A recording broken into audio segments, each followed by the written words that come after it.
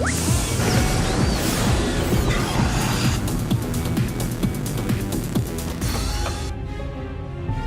any man, when he's pushed to his limits, he's capable of anything.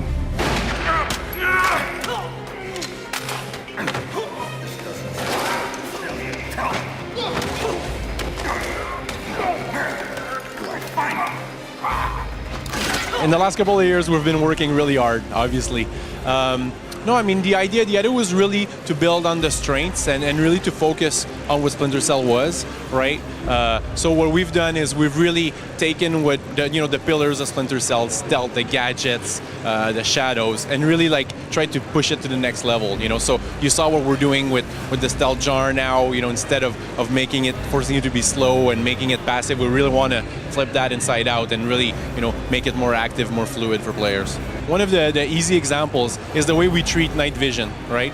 Usually in stealth games or in any realistic game, shooters, you have your night vision goggles, right? So you're playing, you're walking, and at one point you enter shadows and you don't see anything anymore. And then you press on your night vision button and then you see, and then you play for a couple of minutes and then you see nothing again because you're in the light, and then you press your button again. There's no gameplay there's no fun. It's just like pressing a button. So what we decided was to turn that into a clear feedback for the player. So in previous stealth games in Splinter Cell, we had the light on the back that was red if you were exposed or green if you were in the shadows, right? So kind of mixing all that together. So now when you're walking in the shadows, we desaturate the screen like almost to a black and white, and so that gives you a clear feedback. I'm in the shadows, I'm hidden. But then what we do is we leave the enemies in color.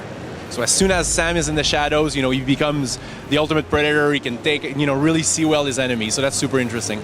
Also, what we've done, I've got two big gameplay features to support our new direction. The first one is the Mark and Execute.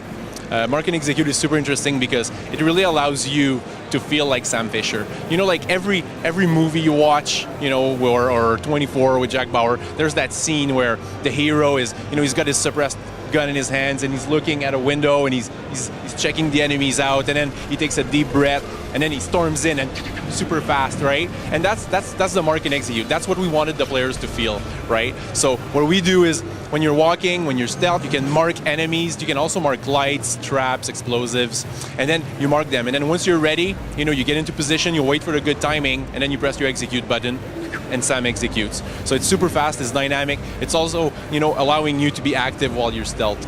The other really cool feature we have is a last known position. That what it does is basically you can play cat and mouse with your enemies. In the other Splinter Cell games, you could whistle and then the enemies would come, you'd attract them and then you'd get them. So it's the same idea, but now when you're in the action. So like, let's say you make a mistake, the enemies see you, they start engaging you.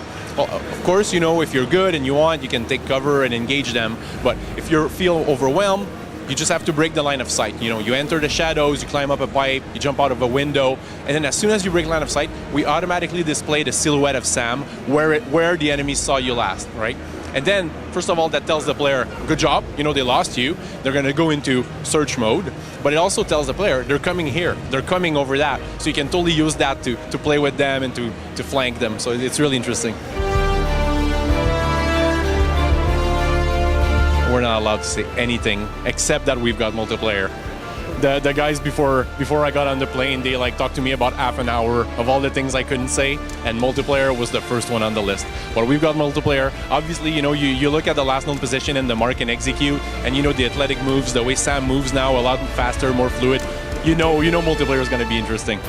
This is bigger than your daughter. This is bigger than both of us. The people behind this. You can't hide from them. Who said anything about hiding? Well, story is super important for us, and especially Sam. We want to build Sam. Sam is a super interesting character, but I find we don't know enough about him. We know he's sarcastic, and we know he's really good, but we don't know much about him.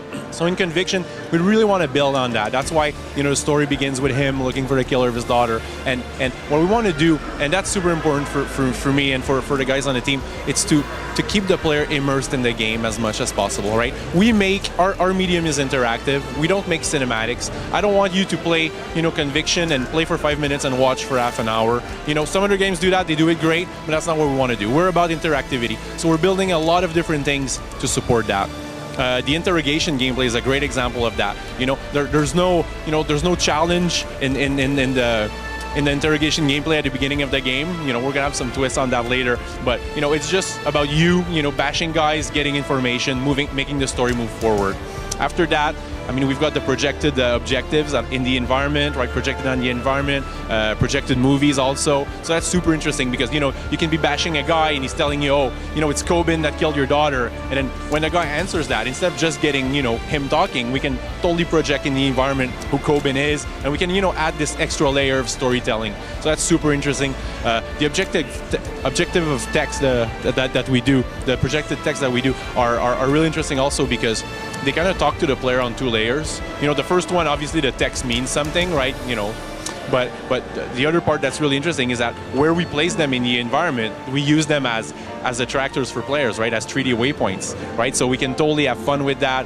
We had an internal demo where what we did is we put some text in the shadows, right? And then we made it move in a direction, so then all the players, all the playtesters, they would walk, they would see it appear, they would go there, and then they would see going in a direction, so they would go there. So it really allows us to, I think, break the fourth wall and make storytelling something that's, you know, keeping you involved in the game. Splinter Cell Conviction is coming this fall, exclusively on Xbox 360 and PC. Affirmative. Let's bring him home. Hey, asshole. Remember me.